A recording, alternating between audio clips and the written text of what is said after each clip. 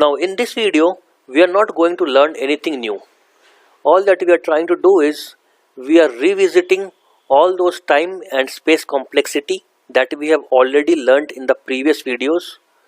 We are just reinforcing them once again in this video so that we don't forget it easily. So the first operation that we had learned was creating a blank array. So we saw that it takes time complexity of order 1 because it is just a one statement, and the time complexity required is order of n.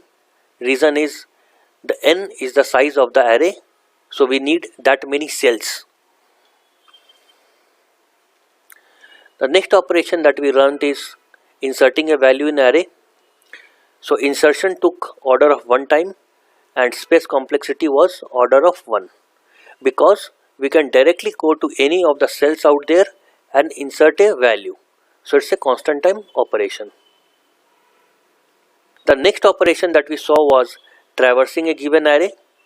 So traversal basically means that we start from 0 cell and we go on till the end of the array. So of course it is a order of n time complexity because we have to traverse each and every cell in the array, which is n number. The space complexity will be order 1. The reason is we might use only some temporary variables. The next operation was accessing given cell number. So that is again order of 1 time complexity. Reason is we can directly access any given cell number. We did not traverse all of them. Similarly, space complexity will be order of 1 because we might use a temporary variable to print the cell value, nothing more than that. Searching a given value, it will take order of n time.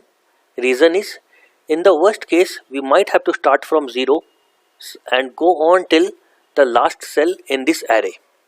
So it will take order of n time. Space complexity, again it is order of 1 time.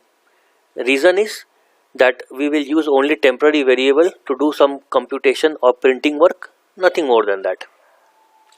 Finally, given a cell's value, how we delete it is a order of 1 time complexity, and space complexity is again order of 1.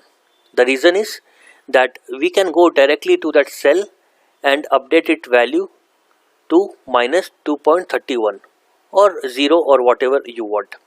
So it is a order of 1 time complexity. By the way, there was a small mistake here in my PPT. It was saying delete a given value. So please ignore that mistake. The correct statement is delete a given cell's value. Similarly, in my previous video, we said that deleting a given value from 1D array, but it should have been deleting a given cell's value from 1D array. So there is a small correction there. So please consider that. So that is all in this video.